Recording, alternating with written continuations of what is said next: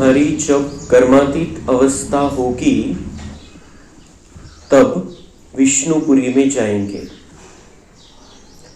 Pass with honour होने वाले बच्चे ही कर्मातीत बनते हैं। प्रश्न है, तुम बच्चों पर दोनों बाप कौन सी मेहनत करते हैं? उत्तर, बच्चे स्वर्ग के लायक बने, सर्वगुण संपन्न, 16 कला संपूर्ण बनाने की मेहनत बाप दादा दोनों करते हैं। यह जैसे तुम्हें डबल इंजन मिली है, ऐसी वंडरफुल पढ़ाई पढ़ाते हैं जिससे तुम 21 जन्म की बादशाही पा लेते हो। गीत, बचपन के दिन भुला न देना, आज हंसे कल रुला न देना। ओम शांति। ओम शांति। मीठे मीठे सिकी लगे बच्चों ने गीत सुना। ड्रामा प्लान अनुसार ऐसे ऐसे गीत सिलेक्ट किए हुए हैं। मनुष्य चकित होते हैं कि यह क्या नाटक के रिकॉर्ड पर वाणी चलती है। यह फिर किस प्रकार का ज्ञान है? शास्त्र, वेद, उपनिषद आदि छोड़ दिए, अब रिकॉर्ड के ऊपर वाणी चलती है।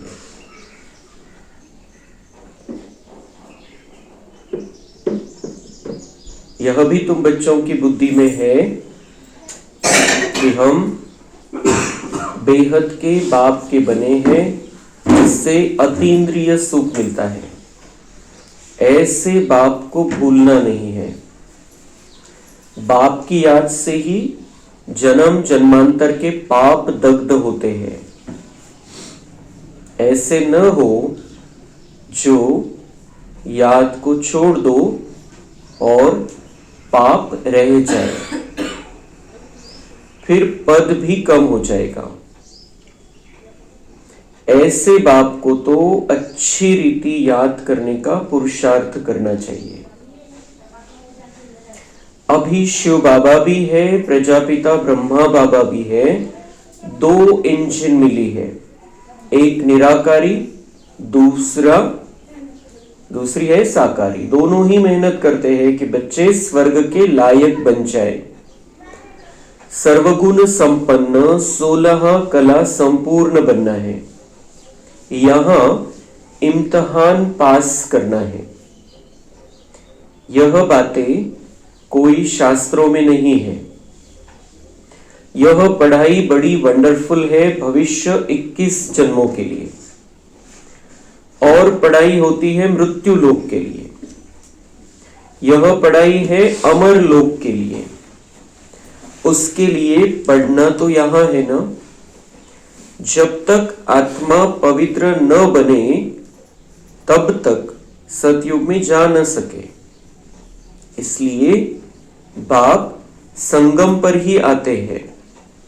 इसको ही पुरुषोत्तम कल्याणकारी युग कहा जाता है, जबकि तुम कौड़ी से हीरे जैसा बनते हो। इसलिए श्रीमत पर चलते रहो। श्री श्री शिव बाबा को ही कहा जाता है। माला का अर्थ भी बच्चों को समझाया है। ऊपर में फूल है शिव बाबा, फिर है युगल मेरू, प्रवृत्ति मार्ग है ना, फिर है दाने जो विजय पाने वाले हैं। बाप बैठ समझाते हैं, तुम बच्चों को कौड़ी से हीरे जैसा बनना है। 63 जन्म तुम बाप को याद करते आए हो। तुम अब आशिक हो एक माशूक के। सब भक्त है एक भगवान के। पतियों का पति, बापों का बाप वह एक ही है। तुम बच्चों को राजाओं का राजा बनाते हैं, खुद नहीं बनते। बाप बार बार समझाते हैं, बाप की याद से ही तुम्हारे जन्म जन्मांतर के पाप भस्म होंगे। साधु संत तो कह देते हैं आत्मा निर्लेप है। बाप समझाते हैं संस्कार अच्छे या बुरे आत्मा ही ले जाती है। वह कह देते हैं बस जिधर देखता हूं सब भगवान ही भगवान है, भगवान की ही यह सब लीला है। बिल्कुल ही वाम मार्ग में गंदे बन जाते हैं। ऐसे ऐसे की मत पर भी लाखों मनुष्य चल रहे हैं, यह भी ड्रामा में नूंद है। हमेशा बुद्धि में 3 धाम याद रखो।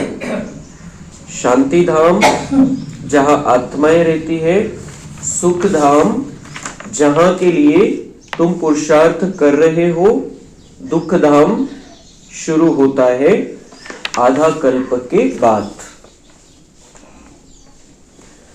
तो आज का गीत बचपन के दिन भुला न देना, मतलब जो हमारा ईश्वरीय बचपन हुआ है, जो हमने बाबा के पास जन्म लिया है, उसको हमें कभी भी भूलना नहीं है। और वो जब हमारा जन्म होता है, जब हम नया नया ज्ञान में आते हैं, जब हमें पता चलता है कि ये सारी दुनिया का महापरिवर्तन होने वाला है और इसके बाद नई सुंदर दुनिया आने वाली है और मुझे देवता बनने का चांस है, भगवान बाप के रूप में मिला है, तब वो जो नशा रहता है शुरुआत के दिनों में, पहिल्यांदा आपण जेव्हा मधुबनला जातो तो जो नशा असतो, बाबा म्हणते वो जो तुम्हारे बचपन के दिन है, जब तुम्हारी सेटिंग हो गई थी इस ज्ञान मार्ग में कि तुम्हें अब इस रास्ते पर चलना है, अब तुम्हारा वो जो रास्ता था जो तुमने पकड़ा था भक्ति मार्ग का जन्म जन्मांतर से, उस रास्ते को पीछे छोड़कर ये बहुत सुंदर रास्ता मिला है, उस पर चलना है।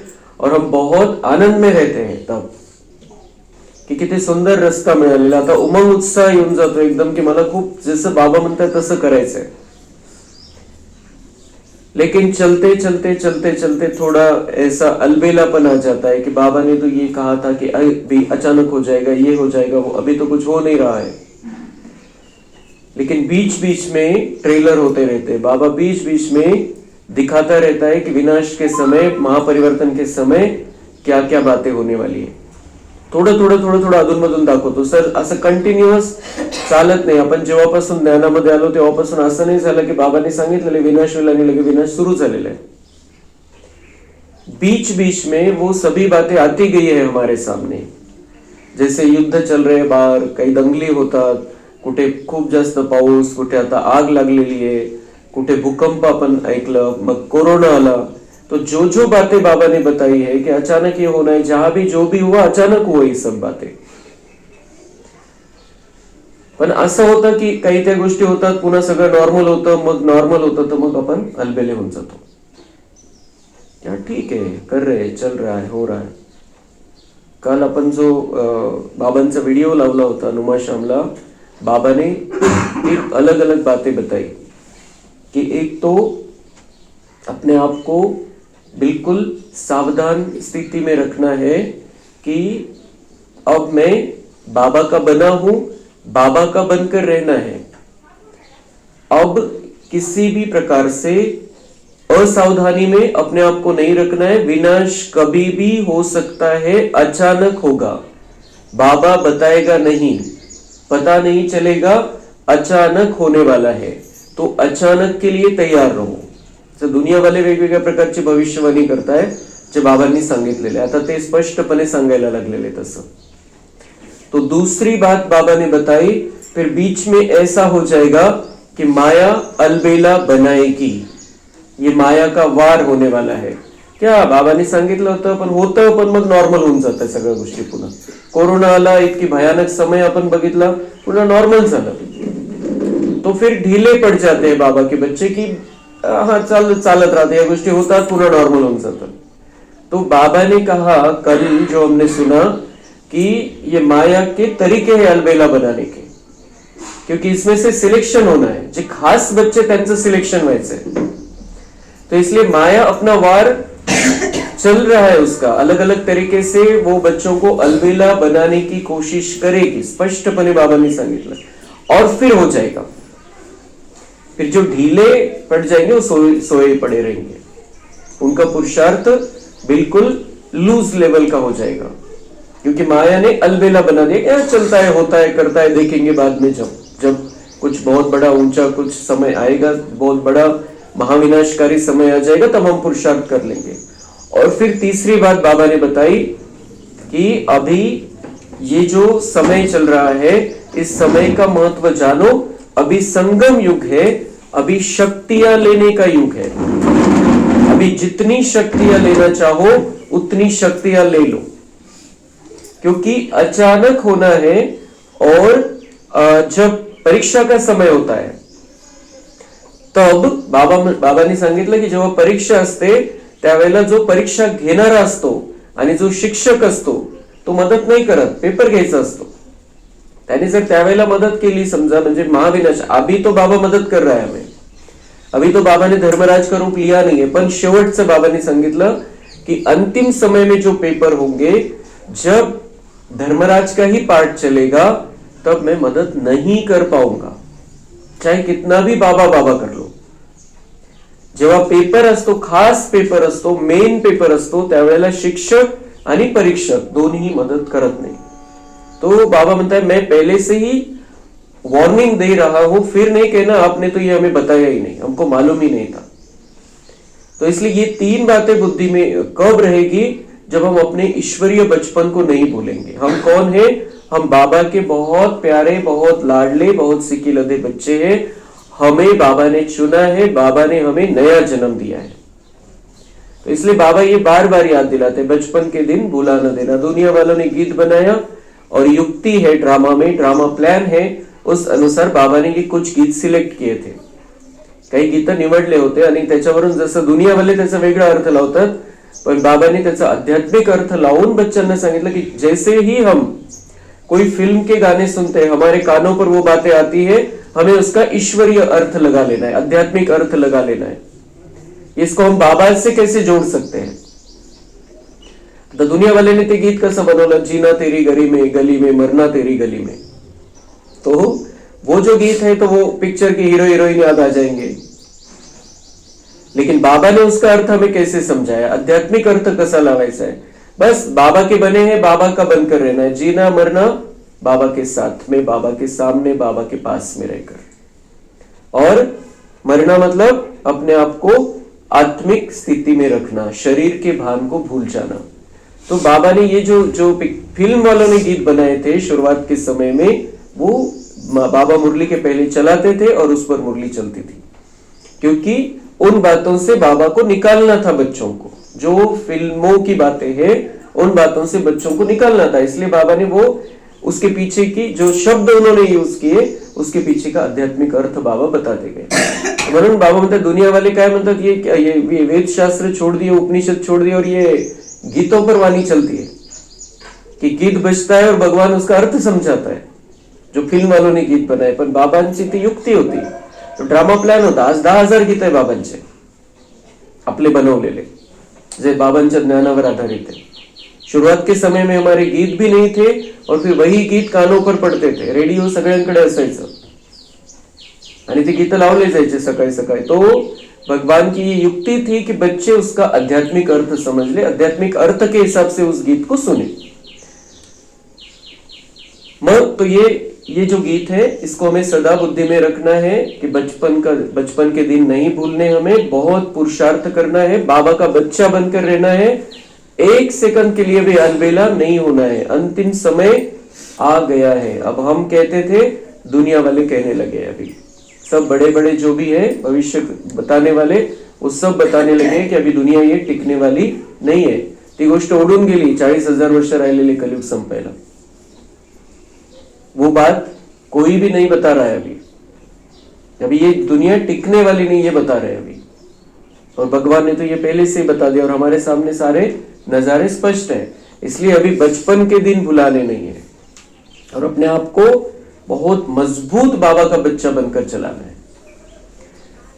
और कैसे मजबूत रहेंगे हम? क्योंकि हमें डबल इंजन मिली है, शिव बाबा और ब्रह्मा बाबा दोनों हमको लेकर जाने को तैयार है। गाडी में बैठना है, सिर्फ इंजन पॉवरफुल आहे. चढाईचा रस्ता आहे, हा चढाचा रस्ता आहे, सरळ रस्ता नाहीये, खूप वरती चढायचंय, देवी देवता बनायचंय. एकदम खालच्या लेवलला आलो होतो, डायरेक्ट देवी देवता बनायचंय, तर चढाचा रस्ता आहे. जसं चढ असतो एखादा ट्रॅक वरती, तर डबल इंजिन लावलं जातं रेल्वेला, आणि तेव्हा मग ती रेल्वे पुढे जाऊ शकते चढाच्या रस्त्यावरती. तो हमें तो अभी शिव बाबा और ब्रह्मा बाबा दोनों इस दुनिया की सर्वोच्च शक्तियां हमें आगे बढ़ाने के लिए तैयार है, हमें चलाने के लिए तैयार है. सिर्फ हमें उस गाड़ी में बैठ कर रहना है और हिम्मत का कदम उठाना है. बाबा की मदद हमें मिलती रहती है. तो बाबा हमें कौन सी पढ़ाई पढ़ा रहे हैं? नई दुनिया के लिए. बाकी पढ़ाइयां होती है यहाँ के लिए, वो यहाँ ही खत्म हो जाती है. लेकिन बाबा हमें पढ़ा रहे हैं 21 जन्मों की, 21 जन्मों में जो काम में आने वाली है वो पढ़ाई पढ़ा रहे हैं. तो इस पढ़ाई को बहुत महत्व देना है. अमर लोक में हमें चलना है, अमर लोक के लिए हम पढ़ाई पढ़ रहे हैं. फिर माला जो है, माला का अर्थ हमें पता है. ऊपर जो मेरू दिखाया जाता है वो शिव बाबा है. फिर दोनों दाने हैं, वो मम्मा बाबा का प्रतीक है, त्यांचा सिंबॉल आहे. आणि जसं आणि दोघं एकत्र दाखवलेले म्हणजे संसार आहे हा. तो बाबा पवित्र संसार करना सिखाता है, जोड़ी बत दिखाई है. और फिर उसके बाद जो माला के दाने हैं वो विजय माला है. तो जो इस ज्ञान मार्ग में पास होंगे, पास विथ ऑनर होंगे, वो परमधाम जाएंगे पहले, मतलब रुद्रमाला में पहले आएंगे, मतलब बाबा के गले का हार बनेंगे. और फिर वही आत्माएं विष्णु की माला में आएंगे, मतलब सतयुग में आएंगे. तो ये माला का राज बाबा ने हमें समझाया है. कोण 108 ची माळा जी घेतली जाते ते कोणाची माळा आहे? जो विजयी रत्न है, जिस ज्ञान मार्ग में जो जिन्होंने अपने बचपन को कभी भुलाया नहीं है, ऐसी जो आत्माएं हैं जो बाबा की गाड़ी में बैठकर अपना पुरुषार्थ कर रही है, ऐसी जो आत्माएं हैं वही विजय माला में आती है. वो सिर्फ 108 नहीं है, 108 के लेवल में हम भी आ सकते हैं. क्योंकि बाबा ने 2-3 मूल्यों में बताया, एक आप उतना पुरुषार्थ करो, मैं उसमें लड़ियां लगा दूंगा. मतलब आप 108 आत्माओं जैसा भाग्य अपना प्राप्त कर सकते हो. भले अपन डायरेक्ट 108 में नहीं आ रहे, लेकिन उनके समान तो हम बन सकते हैं. तो फिर भक्ति मार्ग में अनेक गुरु क्या क्या बातें बताते रहते हैं. भगवान की लीला है, सब भगवान ही भगवान है. तो बाबा म्हणता है कि ऐसे ऐसे उनकी मत पर दुनिया वाले कितने लाखों मनुष्य चल रहे हैं, जिनको ज्ञान ही नहीं है, जिनको पता ही नहीं है मैं कौन हूं, भगवान कौन है. और उनके मत पर लाखों और वो उनकी मत पर भी नहीं चलते हैं. फक्त एक सगळे करतात म्हणून त्यांची ती चाललेली आहे भक्ती. आणि भक्तीमध्ये आपण बघतो की जे कोणी आता महाराज आहे, साधू संत आहे, ते त्यांची लेवल काय झालेली आहे, कोणत्या लेवलचे, ते फक्त त्यांच्याकडे वाणी आहे, प्रवचन करू शकतात, चांगलं बोलू शकतात, मधुर आवाज आहे. आणि तो जो भक्ती मार्गामध्ये जो पैसा खर्च करण्याची तयारी लोकांची, त्यामुळे भपका जास्त आहे. आणि तो भपका आहे, मग आवाज आहे, कनरस मिळतो, मग बघण्याचा आनंद मिळतो, आणि त्यामुळे भक्तीमध्ये तल्लीन होऊन जातं. बाकी बाबा ने परसों ही हमें बता दिया, भक्ति मार्ग में ज्ञान रिंचक मात्र भी नहीं है, थोड़ा सा भी ज्ञान नहीं है उसमें सिर्फ भक्ति चल रही है, ज्ञान नहीं है. और अब हम भगवान के बच्चे, अब भक्ति की बातों को पीछे छोड़कर अब हमें आगे देखना है. जितनी भक्ति करनी थी उतनी कर ली हमने, और आज ये हालत हो गई हमारी भी और दुनिया की भी. अब हमें इस ज्ञान मार्ग में बहुत अच्छी रीति से, बहुत शक्तिशाली रीति से आगे बढ़ते चलना है. सब देख लिया, अभी शास्त्र देख लिए, गुरु देख लिए, सब उनका क्या क्या चल रहा है वो देख लिया. लेकिन हालत क्या हो गई थी? टेंशन खत्म नहीं हुआ था, अशांति थी, परेशान हो जाते थे हम छोटी छोटी बातों में. तो वो सब कुछ करके क्या फायदा? अभी भगवान हमें ज्ञान भी देता है और उस पर चलने की शक्ति भी देता है. तो इसी रास्ते पर बहुत अच्छी रीति से चलना है. सिर्फ बेस ये होना चाहिए, त्याचा पाया हा असला पाहिजे कि मैं बाबा का बच्चा हूं, छोटा सा नन्हा सा, लेकिन कैसा हूं? छोटा नन्हा हूं लेकिन शक्तिशाली बच्चा हूं। तुम बच्चे श्रीमत पर चलकर अभी माया रूपी रावण पर जीत पाते हो, फिर आधा कल्प बाद रावण राज्य शुरू होता है। तुम बच्चे अभी युद्ध के मैदान पर हो, यह बुद्धि में धारण करना है, फिर दूसरों को समझाना है। अंधों की लाठी बन घर का रास्ता बताना है, क्योंकि सब उस घर को भूल गए हैं। कहते भी है कि यह एक नाटक है, सब उस घर को भूल गए हैं। और बाबा ने कहा है कि तीन धाम याद रखने हैं। एक तो हमारा परम धाम घर शांति धाम, फिर है सुख धाम जहां पर हमें आना है, और यहां पर हम आधा कल्प से, द्वापर युग से 2500 वर्ष से दुःख धाम में रह रहे हैं। 2500 वर्षापासून दुःखाच्या दुनियेमध्ये आपण राहतोय। आता बाबा आलेला आहे आपल्या घरी, परमधाम घरी घेऊन जाण्यासाठी। तिथं काही काळ विश्रांती करायची आहे, विश्रांती घ्यायची तिथं, आणि मग आपल्याला सुखधाम मध्ये यायचंय, संपूर्ण सुखाच्या दुनियेमध्ये। तो इन 3 धाम को बुद्धि में रखना है, समझना है इन 3 धामों को। बाकी कोई धाम नहीं है, कहीं पर कुछ भी, कौन सी भी दुनिया नहीं है। कोई क्या बताता है इतने नीचे इतने नरक है, ऊपर इतने स्वर्ग है, कुछ भी नहीं है। यहां ही सृष्टि परिवर्तन होती रहती है। तो हमें ये पता चल गया है, तो इन धाम के बारे में, इन तीनों धामों के बारे में हमें दुनिया वालों को समझाना है।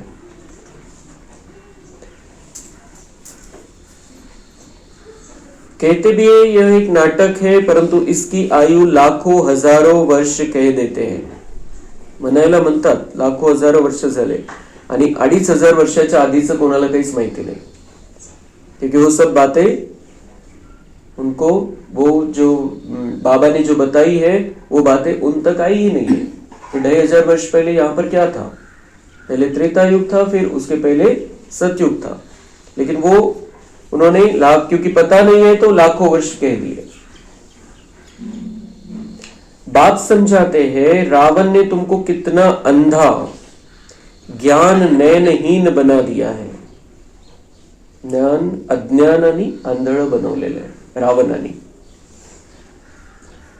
अभी बाप सब बातें समझा रहे हैं। आता आपल्याला बाबांनी तिसरा डोळा दिलेला आहे, जो ज्ञानाचं आंधळेपण होतं समाप्त झालं। सब बातें बाबा समझा रहे हैं। बाप को ही नॉलेजफुल कहा जाता है। इसका अर्थ यह नहीं है कि हर एक के अंदर को जानने वाले हैं। वह तो रिद्धि सिद्धि वाले सीखते हैं, जो तुम्हारे अंदर की बातें सुना लेते। आपण म्हणतो की काही काहींना ती सिद्धी, आता बऱ्याच जणांना रिद्धि सिद्धि है कि कोई उनके पास जाता है और वो बता देते हैं क्या क्या है, इसका पूरा किती मुलं आहे, काय पुढे काय होणार आहे ते सांगू शकतात। वो रिद्धि सिद्धि है। और क्यों बता सकते हैं? क्योंकि 5000 वर्ष का ड्रामा रिपीट होता है, आणि ते त्यांची जी रिद्धी सिद्धी प्राप्त केलेली त्या आधाराने बघू शकता 5000 वर्षापूर्वी यांच्या जीवनामध्ये काय झालेलं आहे, और क्योंकि वही रिपीट होना है तो वो फिर उस आधार से बता देते हैं। भगवान ज्ञान का सागर है, नॉलेजफुल है, लेकिन इसका मतलब भगवान कह रहा है कि ऐसा नहीं कि मैं तुम्हारे अंदर को जानने वाला हूं। ये कभी कभी बाबा ऐसे कह देता है, मला काय करायचंय तुमच्या मनामध्ये काय चाललेलं आहे, और क्योंकि तुम्हारे मन में तो कुछ भी बातें आते रहते, क्या मैं वही देखता बैठूं? लेकिन बाबा ये भी कहता है कि मेरे पास बहुत बड़ा टीवी है और मैं तुम्हारे मन को खोल के देख लेता हूं जब मुझे देखना है। तो चेकिंग के लिए बाबा के पास सारी सामग्री, हमको जब चेक करना है, पर ऐसे नहीं कि वो हमारे मन में क्या क्या विचार चल रहे हैं वो बस सुनते बैठेगा, देखते बैठेगा, ऐसे नहीं। जब उसे चेकिंग करनी है, जब उसे कुछ हमें हमारे पुरुषार्थ में कुछ आगे बढ़ाना है, तो उस हिसाब से वो चेकिंग भी करता है और फिर मुरली के माध्यम से हमें प्रेरणा भी दे देता है।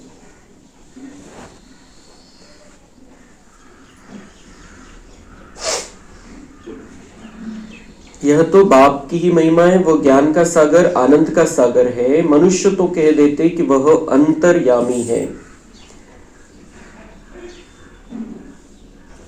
मनुष्य कह देते वो अंतर्यामी है। तो बाबा कभी कभी युक्ति से कुछ बातें हमें समझा देता है। अंतर्यामी है मतलब मैं अंदर नहीं देखता हूं तुम्हारे, लेकिन चेक तो जरूर करता है। ऐसा बैलेंस रखा है बाबा ने। कहते हैं परमात्मा ने अर्जुन को साक्षात्कार कराया तो उसने कहा बस करो बस करो, हम इतना तेज सहन नहीं कर सकते। यह जो सब सुना है तो समझते हैं परमात्मा इतना तेजो में है। काय झालं भगवद्गीतेमध्ये ते सांगितलं की ते श्रीकृष्णाने साक्षात्कार करवला अर्जुनाला आणि अर्जुनाला असं दिसलं की परमात्मा कसं आहे की हजारो सूर्यांपेक्षा जास्त तेजस्वी आहे आणि मग ही भावना बसून गेली की हा परमात्मा असेल तर असंच असेल। तर ऐसे समझते थे तो फिर पहले बाबा के पास आते थे तो साक्षात्कार में चले जाते थे, कहते थे बस करो बहुत तेज है हम सहन नहीं कर सकते। जो सुना हुआ है वही बुद्धि में भावना रहती है। बाप कहते जो जिस भावना से याद करते हैं मैं उनकी भावना पूरी कर सकता हूँ। कोई गणेश का पुजारी होगा तो उनको गणेश का साक्षात्कार कराएंगे। साक्षात्कार होने से समझते हैं बस मुक्ति धाम में पहुंच गया, परंतु नहीं, मुक्ति धाम में कोई जा न सके।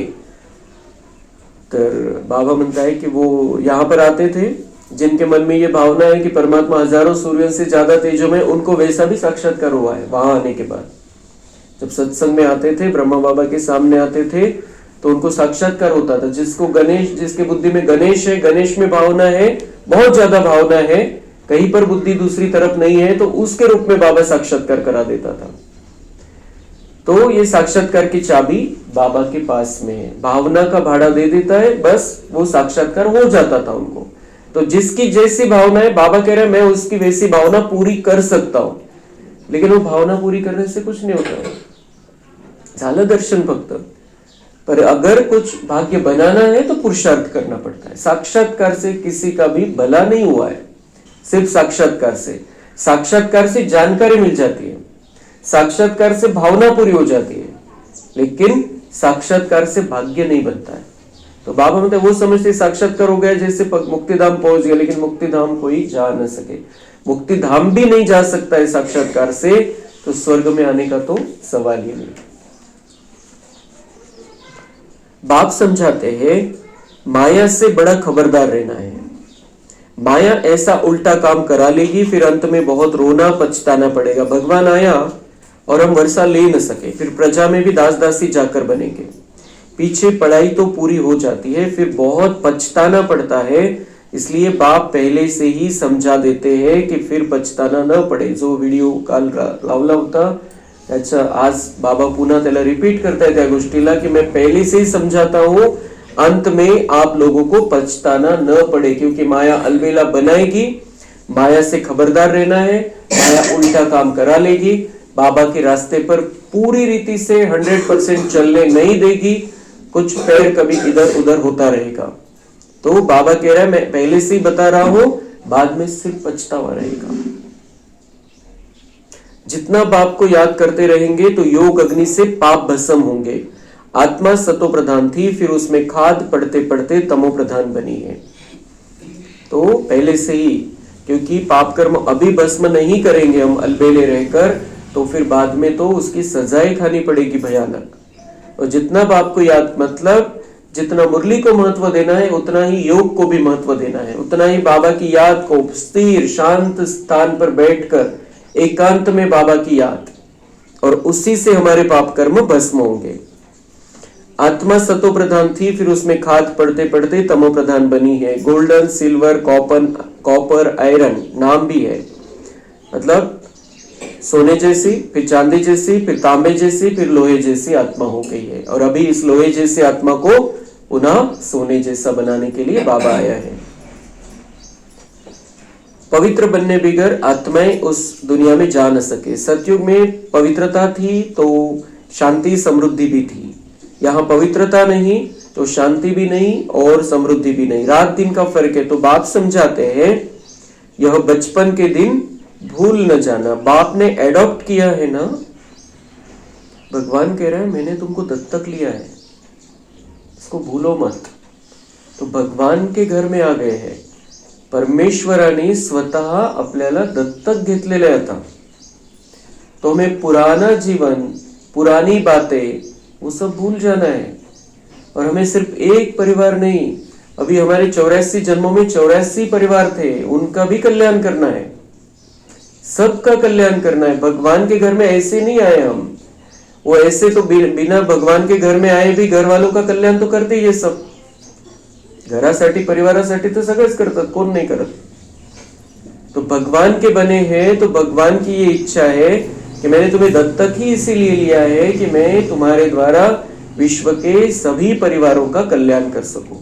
तो उसमें हमारा परिवार भी आ जाता है, हमारा आज का परिवार भी आ जाता है, उसका भी कल्याण हम ऑटोमेटिक करेंगे और बहुत अच्छी रीति से करेंगे, पहले से ज्यादा। अगर हम दुनिया की जिम्मेदारी हाथ में ले लेंगे तो हमारे परिवार का तो ऑटोमेटिक कल्याण ही कल्याण है।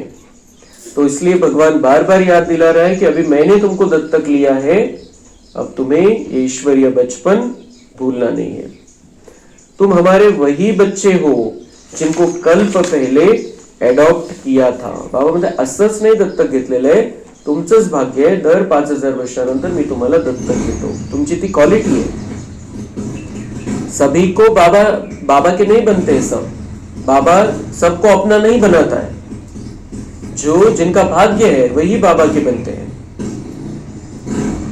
एडॉप्टेड बच्चों को ही बाप से वर्षा मिलता है, जिनको बाबा दत्तक लेता है उनको ही वर्षा देता है, बाकी किसी को वर्षा नहीं मिलता है बाबा से, फिर वो सिर्फ मुक्त हो जाएंगे। लेकिन सतयुग में त्रेता में आने का वर्षा सिर्फ बाबा से ही ले सकते हैं, जब बाबा के बनते हैं। ऊंचते ऊंच बाप से ऊंचते ऊंच वर्षा मिलता है, वह है ही भगवान। फिर सेकंड नंबर में है लक्ष्मी नारायण, सतयुग के मालिक। अभी तुम सतयुग के मालिक बन रहे हो, अभी संपूर्ण नहीं बने हो, बन रहे हो। अभी संपूर्ण नहीं बने हैं, बाबा म्हणता है बन रहे हो, मतलब पूरी तैयारी करनी है। अंत समय तक हमें पूरा पुरुषार्थ करना है, बन रहे हैं हम, बनना है। पावन बनकर पावन बनाना, यही रूहानी सच्ची सेवा है। तुम अभी रूहानी सेवा करते हो, इसलिए तुम बहुत ऊंचे हो। क्यों ऊंचे हैं हम? क्योंकि हम रूहानी आत्माओं की सेवा करते हैं, दुनिया वालों की सेवा करते हैं, जो दुनिया वाले कोई भी साधु सन्यासी पंडित आचार्य गुरु नहीं कर सकता है। भगवान ने हमको चुना है। ते जे सेटिंग करता है, जे गुरु महात्मे जे सेटिंग करता है, ती द्वापर नंतरची सेटिंग चाललेली आहे। हमें देवी देवता बनाने हैं, इसलिए तुम बहुत ऊंचे हो। शिव बाबा पतितों को पावन बनाते हैं, तुम भी पावन बनाते हो। रावण ने कितना तुच्छ बुद्धि बना दिया है, बाप फिर लायक बनाए, विश्व का मालिक बनाते हैं। ऐसे बाप को फिर पत्थर टिक्कर में कैसे कह सकते हैं? बाप कहते ये खेल बना हुआ है, कल्प बाद फिर ऐसा होगा। अब ड्रामा प्लान अनुसार मैं आया हूं तुमको समझाने, इसमें जरा भी फर्क नहीं पड़ सकता। बाप एक सेकंड की देरी नहीं कर सकते। जैसे बाबा का री इनकारनेशन होता है, वैसे तुम बच्चों का भी री इनकारनेशन होता है। तुम अवतरित हो, आत्मा यहाँ आकर फिर साकार में पार्ट बजाती है, इसको कहा जाता है अवतरण। ऊपर से नीचे आया पार्ट बजाने। बाप का भी दिव्य अलौकिक जन्म है। बाप खुद कहते मुझे प्रकृति का आधार लेना पड़ता है, मैं इस तन में प्रवेश करता हूँ, यह मेरा मुकर्रर तन है, यह बहुत बड़ा वंडरफुल खेल है। इस नाटक में हर एक का पार्ट नूंदा हुआ है, जो बजाते ही रहते हैं। 21 जन्मों का पार्ट फिर ऐसे ही बजाएंगे। तुमको क्लियर नॉलेज मिली है, सो भी नंबरवार पुरुषार्थ अनुसार। तो भगवान कह रहे हैं मुझे अवतरित होना पड़ता है, मैं यहाँ पर आता हूँ, दिव्य अलौकिक जन्म है, साकार तन का आधार लेना पड़ता है। और तुम भी यहाँ पर आते हो तब भी बोल सकते हो, अनुभव कर सकते हो। आत्मा जब शरीर में आती है तभी बोल सकते। तो बाबा म्हणते तुम्ही पण या शरीरामध्ये अवतरित झालेले, मैं आत्मा इस शरीर में अवतरित हुई हूँ। बिल्कुल हमें संगम युग में तो यही भावना रखनी है कि मैं अवतरित आत्मा हूं। जैसे भगवान अवतरित होता है वैसे मैं भी अवतरित हूं। तो हमारा जो व्यवहार है, बातचीत है, वो सब कुछ अलग हो जाएगी, दिव्य हो जाएगी। हम देवी देवता जैसे रहने लगेंगे, क्योंकि मैं अवतरित हूं, मैं अवतार हूं। जैसे भगवान अवतार है, भगवान का अवतरण हुआ है, वैसे मेरा भी अवतरण हुआ है इस शरीर में। तो अगर ये बात भी बुद्धि में रहे तो हमारा सब कुछ बदल जाएगा कि मैं अवतरित आत्मा हूं, मैं ऊपर से नीचे आया हूं। अभी तो मैं फरिश्तों की दुनिया से आया हूं, मुझे यहाँ पर सबकी सेवा करनी। बिल्कुल ही खूब मनाची सेटिंग करत राहायचंय आपण, क्योंकि नहीं तो हम दिन भर वही बातों में रहते हैं, अपने घर के कामकाज की बातों में। लेकिन ये बार बार हमें ये बातें अपने आप को याद दिलानी, मेरा अभी दिव्य अलौकिक जन्म हुआ है, मैं साधारण नहीं हूं। अब मुझे संपूर्ण दुनिया का कल्याण करना है और उसमें मेरा कल्याण है, मेरा भाग्य बढ़ता जाएगा। मुझे राजा क्वालिटी बनना है, प्रजा में तो कोई भी आ जाएगा। मुझे राजा बनना है तो सबका कल्याण करना पड़ेगा।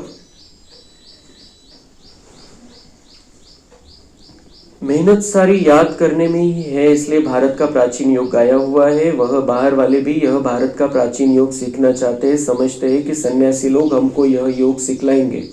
वास्तव में वह सिखलाते कुछ भी नहीं है, उन्हों का सन्यास है ही हठ योग का।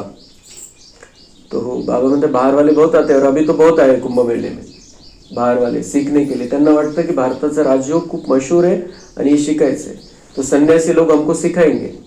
तर काल एक व्हिडिओ आला इटलीच्या, कोणी दोघी तिघी आहेत माता बहिणी, तर त्यांनी इतके सुंदर श्लोक पाठ केलेले आहे, आपल्या इथलं पण कोणी म्हणणार नाही, इतक्या सुंदर आहे सगळ्या प्रकारचे। त्यांना ज्यांनी शिकवलेले तो साधू होता, ते मुख्यमंत्र्याच्या समोर गेले, ते योगींच्या समोर उत्तर प्रदेशच्या, आणि तिथं त्यांनी जवळपास अर्धा तास ते श्लोक म्हणून दाखवले। त्यांना जे शिकवणार होता तो तर त्यांना सांगितलं अभी ये सुनाओ, अभी ये सुनाओ। इतके सुंदर पाठांतर झालेले, इतकं सुंदर रीतीने ते श्लोक सांगताय, इथला साधू संन्यासी पण म्हणू शकणार नाही तो। लेकिन क्या सिखाया, फिर श्लोक सिखाया, सिर्फ राजयोग थोड़ी सिखाया। मैं आत्मा और परमात्मा से कनेक्शन कैसे जोड़ना है ये नहीं सिखाया। तो बाबा मतलब कुछ सिखाते नहीं है, सिखलाते कुछ भी नहीं है। एक आकर्षण आहे भारताकडे, की भारतामधून काहीतरी मिळणार आहे म्हणून ते येतात इकडे। तो वो कहां से मिलने वाला है, जब वो बाबा के घर में पहुंचेंगे। तो उन्हों का संन्यास है ही हठ योग का। तुम हो प्रवृत्ति मार्ग वाले, तुम्हारी शुरू में ही किंगडम थी, आपली राजाई होती सुरुवातीला। अभी है अंत, अभी अंत है, अभी राजाई नहीं है। अभी राजाई तो खत्म हुए 2500 वर्ष हो गए, और अभी अंत में तो क्या है, पंचायती राज्य है, पंचायतीस पंचायती। दुनिया में अंधकार तो बहुत है, तुम जानते हो। अभी तो खूने ना है खेल होना है, यह भी खेल दिखाते हैं। यह तो बेहद की बात है, कितने खून होंगे, नेचुरल कैलेमिटीज होगी, सबका मौत होगा, इसको खूने नाहिक कहा जाता है। इसमें देखने की बड़ी हिम्मत चाहिए, डरपोक तो झट बेहोश हो जाएंगे, इसमें निडरपना बहुत चाहिए।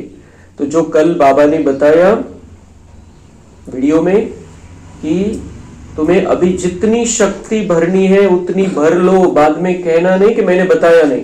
तो वही बात बाबा कर रहे हैं आज कि डरपोक झट बेहोश हो जाएंगे, इसमें निडरपना बहुत चाहिए, क्योंकि बहुत कुछ होने वाला है, खूने नाहिक खेल होने वाला है। बहुत सारी भयानक जो नैसर्गिक विपत्ती है त्या सगळ्या येणार आहे समोर, सबका मौत होगा। तो वो देखने के लिए हिम्मत चाहिए। और मौत होगा मतलब हमें पता है, हमें ये ज्ञान है, मौत मतलब मौत नहीं, खत्म नहीं होता है कोई भी, आत्मा निकल जाएगी शरीर से, इतकं सोपं आहे ते। सीन खूप भयानक असणार आहे, त्याच्यासाठी बाबा मध्ये अभी समय है, शक्ति जमा कर लो। तो वो हिम्मत, इसीलिए तो बाबा ये सारी बातें समझाता है कि हम ढीले न हो जाए इस ज्ञान मार्ग में, क्योंकि आगे चल के बहुत बहुत कुछ, बहुत भयानक बातें होने वाली है। तो हमें तो दूसरों को भी हिम्मत दिलानी है, उस समय उनको शक्ति देनी है, उनको शांति देनी है, और हमें खुश रहना है। तो उसकी प्रैक्टिस अभी से करनी है। यहां पर तुम तो शिव शक्तियां हो ना, बाबा मतलब तुम शिव शक्तियां हो, तो वो कनेक्शन उतना मजबूत हमारा होना चाहिए कि जैसे शिव और हम आत्मा शक्ति एक हो गई। शिव बाबा है सर्वशक्तिवान, हम उनसे शक्ति लेते हैं। पतित से पावन बनने की युक्ति बाप ही बतलाते हैं। बाप बिल्कुल सिंपल राय देते हैं, बच्चे तुम सतो प्रधान थे, अब तमो प्रधान बने हो। अब बाप कहते मुझे याद करो तो तुम पतित से पावन सतो प्रधान बन जाएंगे। आत्मा को बाप के साथ योग लगाना है तो पाप भस्म हो जाए। अथॉरिटी भी बाप ही है। चित्रों में दिखाते हैं विष्णु की नाभि से ब्रह्मा निकला, उन द्वारा बैठ सब शास्त्रों वेदों का राज समझाया। अभी तुम जानते हो ब्रह्मा सो विष्णु, विष्णु सो ब्रह्मा बनते हैं, ब्रह्मा द्वारा स्थापना करते, फिर जो स्थापना हुई उनकी पालना भी जरूर करेंगे ना। ये सब अच्छी रीति समझाया जाता है। जो समझते हैं उनको यह ख्याल रहेगा कि यह रूहानी नॉलेज कैसे सबको मिलनी चाहिए। हमारे पास धन है तो क्यों नहीं हम सेंटर खोले। तो हमें, हमारे पास ये ज्ञान है तो हमें सब तक पहुंचाना है। यह मनुष्य से देवता बनने की कितनी बड़ी यूनिवर्सिटी, यूनिवर्सिटी भी है, हॉस्पिटल भी है, जहां आत्माओं का इलाज होता है, आत्मा में जो विकार है उसका इलाज होता है और नई दुनिया के लिए पढ़ाई पढ़ाई जाती है। पूछते हैं दुनिया वाले कि आपका खर्चा कैसे चलता है? अरे बीके के बाप को इतने ढेर बच्चे हैं, तुम पूछने आए हो कैसे चलता है? बऱ्याच जणांना असं वाटतं की दुनियामध्ये काही काही ना ज्यांना माहिती नाहीये त्यांना असं वाटतं की हे यांचं काहीतरी मिशन आहे, जसं ख्रिश्चन मिशनरी असतात, त्यांचं काहीतरी प्रचार प्रसार करायचा असतो धर्माचा, धर्मांतरण करायचं असतं, तर मग त्यांना ते वरतून पैसे येत राहतात की तुम्ही हे चालत, जो खर्च लागेल तो देऊ, विदेशातून पण पैसा येतो। मग त्यांना असं वाटतं की यांचा पण हेच कार्यक्रम आहे काय, ओम शांतीमध्ये आणायचंय, मग प्रचार प्रसार करायचा आहे। हमारा प्रचार प्रसार नहीं है, बिल्कुल पक्क। आपलं काय, आपला हा ज्ञान मार्ग काय, आपण सेवा करतोय, क्लिअर स्पष्ट भाषेमध्ये सांगायचंय कोणाला पण, ही आमची सेवा आहे आणि आम्हाला रस्ता समजलेला आहे, आम्ही तुम्हाला रस्ता दाखवतोय। हे ओम शांतीचा प्रचार प्रसार नाहीये, भगवान का संदेश हमें सबको सुनाना है। मग त्यांना वाटतं वरतून पैसा येतो, पण आपले जितके काही सेंटर बनलेले, जिथं कुठे जे काही कार्य चालतं ते कार्य जो आपल्या परिवारामध्ये सामील झालेला आहे, जो बाबाचा बच्चा बनलेला आहे, ते आपल्या परिवारासाठी खर्च करतात। म्हणजे या गोष्टी आपण त्यांना स्पष्टपणे सांगायच्या, कारण बऱ्याचशा भ्रांती असतात लोकांच्या मनामध्ये की काय आहे यांचं, मग नेमकं हा यांचा दूसरा धर्म है का, काय चाललेलं आहे नेमकं। तो हमें उनको समझाना है कि हम भाई बहन मिलकर अपने परिवार को चलाते हैं। ये परिवार है, परिवार को बड़े बड़े सेंटर बने हैं तो वहां के भाई बहनों ने मिलकर वो बनाए हैं वो, तो जहां जो भी स्थान बनता है सब मिलकर उस स्थान को बनाते हैं। आणि मग जसं आता समजा भंडारी ठेवलेले असते पाठशालेमध्ये, सेंटरवरती भंडारी, ती सेंटरच्या कामासाठी येते, सेंटरवर जो खर्च येतो, पाठशालेमध्ये जी भंडारी आपण ठेवतो ते सेंटरच्या दीदी घेऊन जातात आणि ते सेंटरच्या म्हणजे तालुक्याच्या कामावर जी सेवा असते त्या सेवेमध्ये कामात येतात। तो यहाँ बड़े बड़े सेंटर पर जो भी मेंबर आते हैं वो सब, आणि काही काही सेंटर वरती तर काही काही भाई बहिणींनी स्वतःला बांधून घेतलेलं आहे की आम्ही महिन्याला 1000 देऊ, महिन्याला 2000 देऊ, 3000 देऊ, 5000 देऊ। अभी एक एक 2-2 रुपए की बात गई, कोई 100 देता है, कोई 200, 500, 1000, 2000 इतने देता है। इस कारण से सेंटर का खर्चा चलता है, ये सेवाएं होती है। तो हमारा ये परिवार है, परिवार को हम चलाते हैं, बाकी कहीं से खर्चा नहीं आता है। आपण देणग्या घेत नाही कोणाकडून, पावत्या नाहीये, काहीच वरतून पैसा येत नाही, सरकारचा पैसा आपण घेत नाही, कोई माउंट आबू से पैसा नहीं आता है। जो भाई बहने वहां के हैं वो अपने इस परिवार को चलाते हैं। आणि ही गोष्ट स्पष्टपणे आपण सगळ्यांना सांगायची कि भगवान ने क्या उत्तर दिया कि वो पूछते हैं तुम्हारा खर्चा कैसे चलता है, तो भगवान का उत्तर एक ही वाक्य में उत्तर है, बीके के बाप को इतने ढेर बच्चे हैं, तुम पूछने आए हो। मेरे इतने ढेर बच्चे वो चलाते हैं, मुझे इतने बच्चे वो चलाते, वो खर्चा करते। बाकी कोणाकडून काही देणग्या घ्यायचा विषय नाहीये, घेतच नाही, चालतच नाही। जब तक किसी का 7 दिन का कोर्स नहीं हुआ और उसने बाबा को पहचाना नहीं है, तब तक उसका पैसा यहाँ पर चलता नहीं है। फिर जो बनते हैं बाबा के, वो अपना परिवार में खर्चा सहयोग देते हैं। बाप कहते मैं तुमको राजयोग सिखलाता हूं, यह है सच्ची सच्ची अमर कथा। सिर्फ एक पार्वती को थोड़ी अमर कथा सुनाई होगी, कितने ढेर मनुष्य अमरनाथ पर जाते हैं। तुम बच्चे बाप के पास आए हो रिफ्रेश होने, फिर सबको समझाना है, जाकर रिफ्रेश करना है, सेंटर खोलना है, संदेश देना है, जिस तरीके से भी हम दे सकते हैं, जो भी हम हमारा स्थान बना सकते हैं। आणि अजून एक गोष्ट आठवली, काल एक व्हिडिओ बघितला, आमचं म्हणजे जैन धर्माचं एक प्रोग्राम चालू आहे नाशिकला, तर तिथं प्रोग्राम मध्ये 500 जण बसलेले होते आणि त्यांनी ते जे महाराज आहेत तिथले, त्यांनी आदेश दिला की आता आपल्याला जे पहाड आहे त्याच्यावरती पायऱ्यांचं काम करायचंय आणि इथं जेवढे उपस्थित आहेत त्यांनी सगळ्यांनी 11,000 रुपये द्यायचे, सगळ्यांनी 11,000 रुपये द्यायचे, सगळे म्हणजे कंपल्सरी त्यांनी सांगितलं। तो इस तरीके का कार्य चलता है दुनिया में। ते कोणाला त्यांचे भक्त असतात, आपको ये करना है, आपको 1 लाख रुपए देने, इस तरीके से दुनिया में सभी कार्य चलते हैं आणि जे पैसे देतात त्यांचा मान ठेवला जातो। यहाँ पर तो ये जो भगवान का कार्य है ये हमारा परिवार है और परिवार परिवार के हिसाब से चलता है। इथं कोणालाही कोणत्याही प्रकारची जबरदस्ती नहीं है, कंपल्सरी नहीं है। यहाँ पर हम भावना परिवार की है और इस हिसाब से ये सब कुछ चलता है। अच्छा, मीठे मीठे सिके लधे बच्चों प्रति माता पिता बाप दादा का याद प्यार और गुड मॉर्निंग। रूहानी बाप की रूहानी बच्चों को नमस्ते। हम रूहानी बच्चों की रूहानी बाप दादा को याद प्यार गुड मॉर्निंग नमस्ते। वहाँ बाबा वहाँ, शुक्रिया बाबा शुक्रिया। धारणा के लिए मुख्य सार है, अंतिम खूने नाहक सीन देखने के लिए बहुत बहुत निर्भय शिव शक्ति बनना है। सर्वशक्तिवान बाप की याद से शक्ति लेनी है। शक्ति कहाँ से मिलेगी? सिर्फ बाबा की याद से, और वो उस योग को बढ़ाना है, योग के चार्ट को बढ़ाना है, तभी हम शक्तिशाली रहेंगे। नहीं तो अंतिम सीन देख नहीं पाएंगे। ऐसे ही जैसे दुनिया वालों का हाल होगा वैसे ही हमारा भी होगा। अभी चांस है, शक्ति लेना है। पावन बनकर पावन बनाने की रूहानी सच्ची सेवा करनी है। डबल अहिंसक बनना है। अंधों की लाठी बन सबको घर का रास्ता बताना है।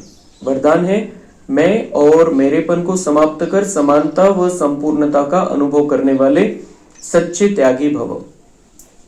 हर सेकंड हर संकल्प में बाबा बाबा याद रहे। मैंपन समाप्त हो जाए। जब मैं नहीं तो मेरा भी नहीं। मेरा स्वभाव, मेरे संस्कार, मेरी नेचर, मेरा काम या ड्यूटी, मेरा नाम, मेरी शान, जब यह मैं और मेरापन समाप्त हो जाता तो यही समानता और संपूर्णता है। यह मैं और मेरेपन का त्याग ही बड़े से बड़ा सूक्ष्म त्याग है। इस मैंपन के अश्व को अश्वमेघ यज्ञ में स्वाहा करो, तब अंतिम आहुति पड़ेगी और विजय के नगाड़े बचेंगे। तो क्या स्वाहा करना है और दुनिया में क्या स्वाहा करते हैं? कोई विधान करते, कोई यज्ञ करते, बस स्वाहा स्वाहा सामग्री को स्वाहा करते जाते हैं। और यहाँ पर भगवान हमें सिखाता है सबसे बड़ा स्वाहा क्या करना है। ये अश्वमेघ यज्ञ है।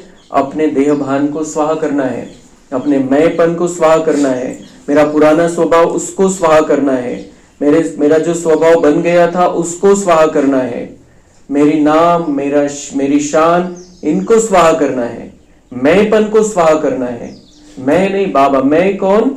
मैं आत्मा, और मेरा कौन? मेरा बाबा। तो मैं बाबा का और बाबा मेरा, बस यही हमारे बुद्धि में अगर रहेगा तो विजय के नगाड़े बजेंगे। अंतिम आहुति है मैंपन। स्लोगन है, हाँ जी कर सहयोग का हाथ बढ़ाना, अर्थात दुआओं की मालाएं पहनना। तो हाँ जी करके सहयोग का हाथ बढ़ाना है। जब भी कोई भी सेवा हो, हाँ करना है, सहयोग का हाथ बढ़ाना है, और इसी से दुआओं की मालाएं पहनते जाएंगे। हम दुआओं की मालाएं जो पहनते जाएंगे वो बाबा के गले का हार बनेंगे। अच्छा, ओम शांति।